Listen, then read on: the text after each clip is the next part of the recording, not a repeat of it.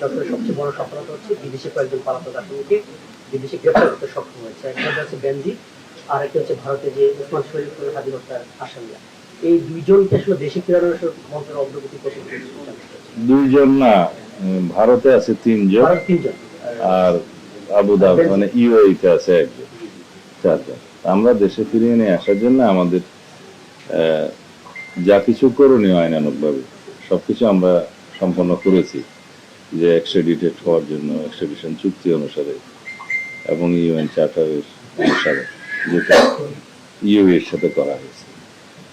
তো সেগুলা আশা করি আমরা খুব অল্প সময়ের ভিতরে সাড়া পাবো, আমরা চেষ্টা করছি। শিয়া বাটার ও ভিটামিন সমৃদ্ধ লিলি বিউটি সোপ, তারুণ্যময় উজ্জ্বল ত্বকের জন্য।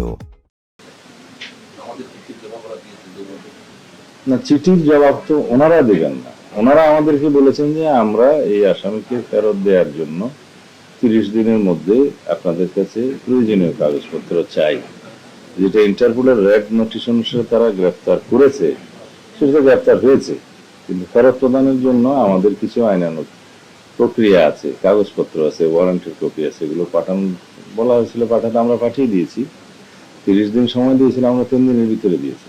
আর ভারতে যে 3 জন আসামি গ্রেফতার হয়েছে শহীদ ওসমান হাদির হত্যাকারীদের মধ্যে, অভিযুক্তদের মধ্যে, তাদের বিষয়ে আমরা একইভাবে এখানকার ওয়ারেন্টের কপি, মামলার কপি, বিস্তারিত তথ্য আমরা পাঠিয়েছি। তো ভারতের সাথে তো বাংলাদেশের এক্সট্রাডিশন চুক্তি আছে, সেই হিসাবে তারা তাদেরকে প্রেরণ করবে। তো ইতিমধ্যে তারা যেহেতু তাদের স্থানীয় কোর্টে বেআইনি অনুপ্রবেশের মামলা সহ অন্যান্য মামলায় গ্রেফতার আছে এবং বিচারাধীন আছে, সেটা বিবেচনায় নিয়ে তারা হয়তো একটু সময় নিচ্ছে। তবে এক্সট্রাডিশন চুক্তি অনুসারে আমার যতটুকু জানা আছে, মামলা বিদ্যমান থাকলেও, চালু থাকলেও ফেরত পাঠানো যায়। এই উভয় দেশের মধ্যে সেই চুক্তিটা আছে। শিয়া বাটার ও ভিটামিন সমৃদ্ধ লিলি বিউটি সোপ, তারুণ্যময় উজ্জ্বল ত্বকের জন্য।